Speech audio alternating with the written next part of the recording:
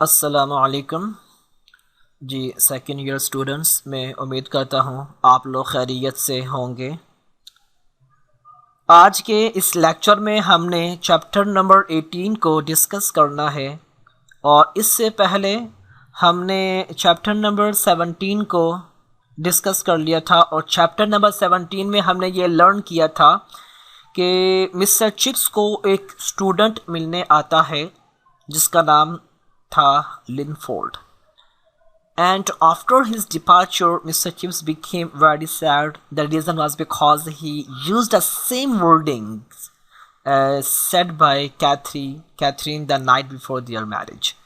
कि जब वो लिनफोर्ड था तो लिनफोर्ड के जाने के बाद मिस्टर चिप्स सैड हो गया था। उसकी रीज़न ये थी कि लिनफोर्ड ने वही अल्फाज कहे जो कि कैथरीन ने शादी से एक रात पहले मिस्टर चिप्स को कहे थे कि goodbye Mister Chips, goodbye Mister Chips. तो उसके बाद मिस्टर चिप्स काफ़ी सैड हो गए और उनकी आंखों से आंसू आना शुरू हो गए। अब चैप्टर नंबर 18 स्टार्ट करते हैं। चैप्टर नंबर 18 के स्टार्ट में सीन को कुछ इस तरह क्रिएट किया गया है कि मिस्टर चिप्स सोए हुए हैं और अभी वो नींद से बेदार होते हैं। तो जब वो नींद से बेदार हुए तो he found himself on the bed. उन्होंने खुद को बिस्तर पर पाया। क्या मतलब ये कि जब वो होश में आए तो उन्होंने खुद को बिस्तर में पाया बेड पर, जबकि लिनफोर्ड के जाने के बाद वो चेयर के ऊपर बैठ गए थे और उदास हो गए थे। तो जब लिनफोर्ड घर से गया तो मिस्टर चिप्स चेयर के ऊपर मौजूद थे और वो चेयर पर बैठकर काफ़ी उदास हो गए थे और कैथरीन को याद कर रहे थे और वहीं पर याद करते करते चेयर पर ही सो गए थे और जब उठे तो वो बिस्तर के ऊपर मौजूद थे। तो अब वो परेशान हो गया कि मैं तो चेयर पर था, मैं बेड पर कैसे आ गया, ठीक है ना। उसी दौरान उन्होंने देखा कि जो डॉक्टर मैरीवेल था वो उनके ऊपर झुका हुआ था और हंस रहा था और डॉक्टर मैरीवेल ने कहा कि ओ बोरे बदमाश, अब कैसे हो?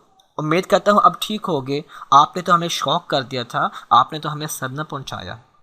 तो मिस्टर चिप्स कहता है कि यार ये हो क्या रहा है। फिर मिस्टर चिप्स पूछता है मैरीवेल से कि मैंने आपको सदमा कैसे पहुंचाया, ठीक है ना, मैंने आपको शॉक कैसे किया। तो डॉक्टर मैरीवेल बताता है मिस्टर चिप्स को कि हमें लगा कि आप क्या हैं, बेहोश हो गए हैं, इसलिए। फिर मिस्टर चिप्स ने देखा कि साथ ही मिसेस विकेट खड़ी थी। वो मिसेस विकेट वहाँ पर आ गई जो कि मिस्टर चिप्स को देखकर मुस्कुरा रही थी। अब मिस्टर चिप्स सोचने लग गया कि मिसेस विकेट यहाँ पर क्या कर रही है, क्योंकि हमने तो पढ़ा था कि मिसेस विकेट वो तो अपने नेबर विलेज में अपने किसी रिलेटिव्स को मिलने गई हुई थी। तो मिस्टर चिप्स सोच रहा कि ये यहाँ पर कैसे आ गई। और फिर मिस्टर चिप्स ने अपनी नज़रें घुमाई तो देखा कि सामने कार्टराइट खड़ा था। कार्टराइट कौन है ये हम नेक्स्ट पॉइंट पे पढ़ेंगे। कार्टराइट ब्रूकफील्ड का नया हेडमास्टर था, ये ब्रूकफील्ड का हेडमास्टर था। जब ये 1919 से ब्रूकफील्ड का हेडमास्टर रहा है, तब से लेकर ये तब ब्रूकफील्ड का हेडमास्टर बना जब लास्ट टाइम मिस्टर चिप्स ने सेकंड टाइम रिटायरमेंट दी थी। और अब इसको तकरीबन ब्रूकफील्ड में रहते हुए काफ़ी अरसा हो गया था, लेकिन उसके बावजूद भी मिस्टर चिप्स इसको अभी नया समझता था। He considered him a new, although यहाँ पर आल्दो आएगा। He was there at Brookfield since 1919। अगरचे वो 1919 से ब्रूकफील्ड में था, लेकिन मिस्टर चिप्स उसको भी नया समझता था। और कार्टराइट के पीछे ओल्ड बफल्स खड़ा था। ये ओल्ड बफल्स कौन था? People use to call him Roddy, लोग उसको रॉडी कहा करते थे। तो ये कार्टराइट के पीछे खड़ा हुआ था, मुस्कुरा रहा था। मजे की बात ये थी सब लोग वहां पर हाजिर थे।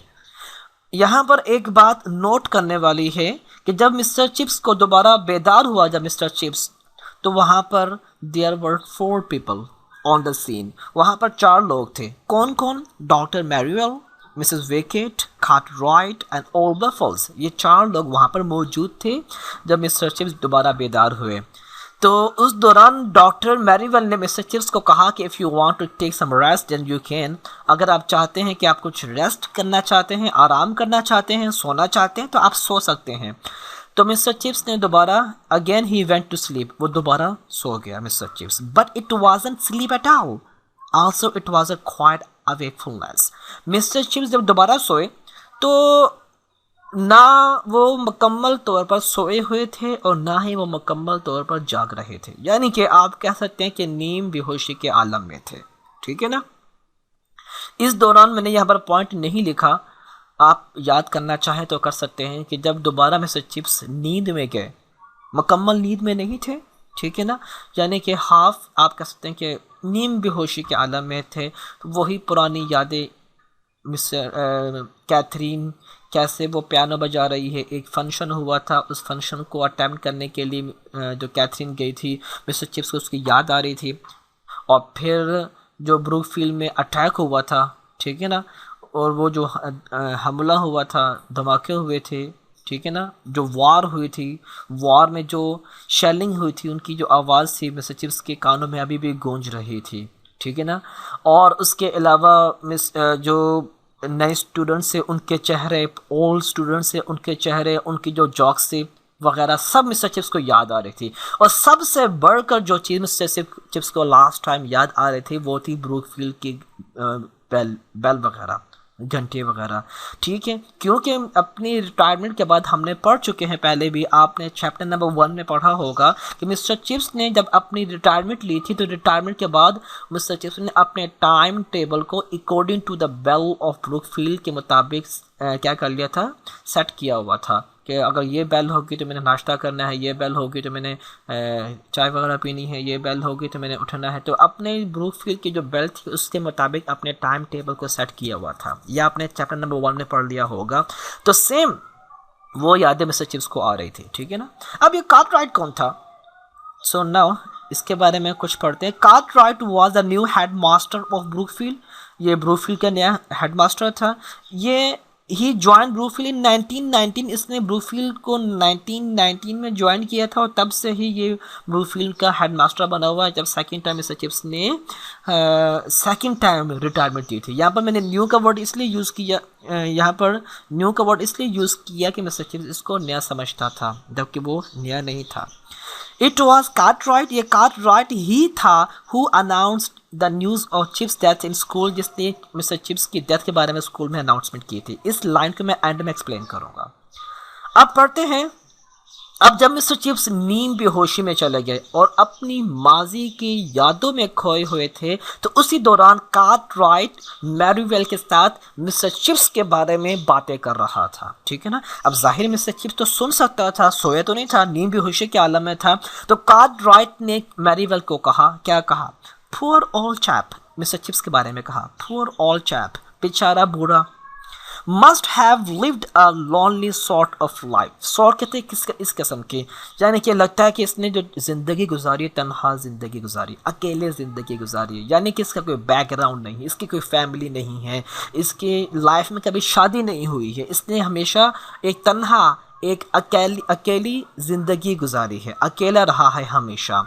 ये कहा था कार्टराइट ने डॉक्टर मैरीवेल को चिप्स के बारे में। ठीक है ना। तो मैरीवेल ने टोल्ड हिम, मैरीवेल ने कार्टराइट को बताया कि that he was married and his wife died, कि कार्टराइट को मैरीवेल ने बताया कि मिस्टर चिप्स की भाई एक बार शादी भी हुई थी, उसकी बीवी थी, उसकी डेथ हो गई है। तो जब ये बात कार्टराइट को पता चली कि मिस्टर चिप्स की शादी भी हुई थी, उसकी बीवी भी थी और बीवी की डेथ हो गई, तो फिर उसने कहा, कार्टराइट ने कहा कि it was a pity he never had any children, कि बड़ी अफसोस की बात है कि उसका कोई बच्चा नहीं था। उसका कहने का मतलब ये था कि अगर कोई इसका बच्चा होता तो आज इस हालत में इसके पास आता, मिस्टर चिप्स के पास आता और इसकी हेल्प करता। तो इसका अगर कोई बच्चा होता तो वो इसके पास ज़रूर आता, इसकी हेल्प करता, फैमिली में कोई मेंबर होता तो इसके पास आता। ठीक है ना। तो जब कार्टराइट ने ये बात कही कि मिस्टर चिप्स का कोई बच्चा नहीं था तो मिस्टर चिप्स नींद में थे, फ़ौरन बड़बड़ाया, बोलने की कोशिश की, उठा और कुछ बोलने की कोशिश की, लेकिन थका हुआ था, कमज़ोर था, परेशान था, तो ऊंची आवाज़ से नहीं बोल सका। तो जो कार्टराइट और मैरीवेल वो मिस्टर चिप्स के पास आ गए। ठीक है ना। और कहा कि क्या बात है? तो मिस्टर चिप्स ने कहा कि you are talking about me, तुम लोग तो मेरे बारे में कुछ बात कर रहे थे। तो इस पर कार्टराइट ने मिस्टर चिप्स को कहा कि नहीं, we did not talk about you, we did not say anything about you, हमने आपके बारे में कुछ बात नहीं की, हमने आपके बारे में कुछ भी नहीं कहा। मिस्टर चिप्स कहते नहीं, मैंने सुना है तुमने कुछ कहा है, तुमने कहा कि मेरे बच्चे नहीं थे। तो इसके बाद मिस्टर चिप्स ने मध्यम सी आवाज़ में कहा कि आई हैव चिल्ड्रन, मेरे बच्चे थे, आई हैव चिल्ड्रन, मेरे बच्चे थे। फिर मिस्टर चिप्स को जोश आ गया और कहा कि I have thousand of them, मेरे हज़ारों बच्चे थे, एंड ऑल द बॉयज़, और तमाम के तमाम लड़के मेरे बच्चे हैं। इससे मुराद क्या है? इससे मुराद मिस्टर चिप्स का इशारा था ब्रूकफील्ड की तरफ। ब्रूकफील्ड में जितने भी स्टूडेंट्स थे, मिस्टर चिप्स ने कहा ये सब के सब मेरे बच्चे हैं, ठीक है ना। इसके बाद he started recalling the names of all the boys of Brookfield in the form of a sweet chorus। इसको chorus पढ़ना, चौरस नहीं पढ़ना।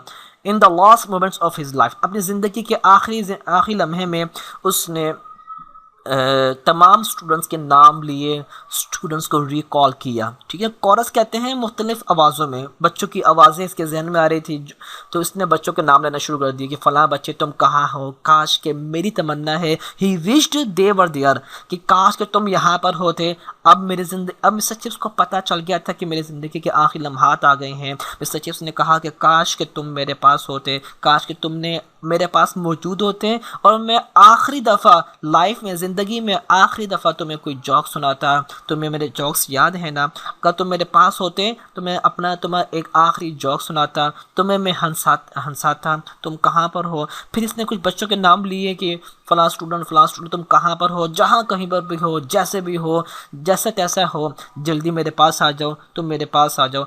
और इतना क्या है कि मिस्टर चिप्स सो गया। इसके बाद राइटर कहता है कि he seemed so peaceful that no one tried to disturb him। वो सोया और इतना पुरसुकून दिखाई दिया कि किसी ने भी उसको डिस्टर्ब करने की कोशिश नहीं की, ठीक है ना। वो पुरसुकून हो गया, सो गया। मतलब ये है क्या? मतलब ये कि वो हमेशा हमेशा के लिए सो गया, किसी ने उसको भी डिस्टर्ब करने की कोशिश नहीं की और किसी को पता भी नहीं चला। लेकिन नेक्स्ट डे स्कूल में अनाउंसमेंट हुई थी, ही डाइड, वो मर चुका था। He died in November 1933 at the age of 85। 85 साल की उम्र में 1933 में, नवंबर 1933, 85 साल की उम्र में उनकी डेथ हुई थी। ये जो 85 है मैंने लिखा हुआ यहाँ पर, ये बुक में नहीं लिखा हुआ, जो फिगर्स हैं, जो डेट्स के, उनको मैंने एक अपने एस्टिमेट किया तो ये 85 ईयर्स बनते हैं। 85 साल की उम्र में उसकी डेथ हुई थी। और नेक्स्ट डे कार्टराइट ने मैंने अनाउंसमेंट की। अब ये जो लाइन थी मैंने छोड़ दी थी, it was Cartwright who announce the news of chips death. अब इसी को मैं यहाँ पर एक्सप्लेन करूँगा। When in the morning the school bell rang for breakfast, chips death was announced. जब सुबह स्कूल में ब्रेकफास्ट के लिए जब बेल हुई थी तो ये अनाउंसमेंट की गई थी मिस्टर चिप्स की डेथ के बारे में, ठीक है ना। और कार्टराइट ने कहा Brookfield will never forget his lovableness. यहाँ पर लवनेस आएगा यहाँ पर ना, ठीक है ना, लवेबलनेस आएगा यहाँ पर, लवेबलनेस, ये मेरी मिस्टेक हो गई है, यहाँ पर आएगा लवेबलनेस। यानी कि जो ब्रूकफील्ड है वो मिस्टर चिप्स की मोहब्बत को कभी भी नहीं भूल पाएगा। यहाँ पर लवेबलनेस आएगा, फिर से कह रहा हूँ, ठीक है ना। मिस्टर चिप्स की मोहब्बत को कभी नहीं भूल पाएगा, ये कार्टराइट ने कहा।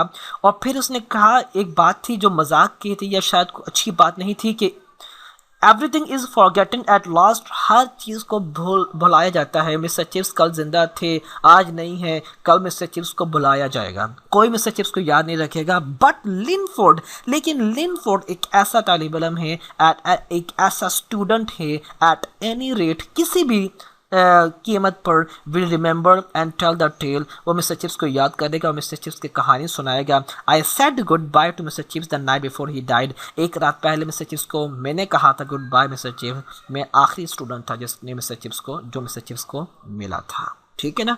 तो यहाँ पर आकर आपका तो चैप्टर नंबर 18 ये भी कवर अप होता है और यहाँ पर आकर मिस्टर चिप्स भी आपकी यह ख़त्म हो गई, आज ख़त्म हो गई है। कल हम इसी चैप्टर के जो इम्पोर्टेंट क्वेश्चन हैं इंशाल्लाह उनको डिस्कस करेंगे। उम्मीद करता हूँ आपको यह चैप्टर समझ में आ गया होगा। अपना ख्याल रखिएगा। अस्सलामु अलैकुम, अल्लाह हाफिज़।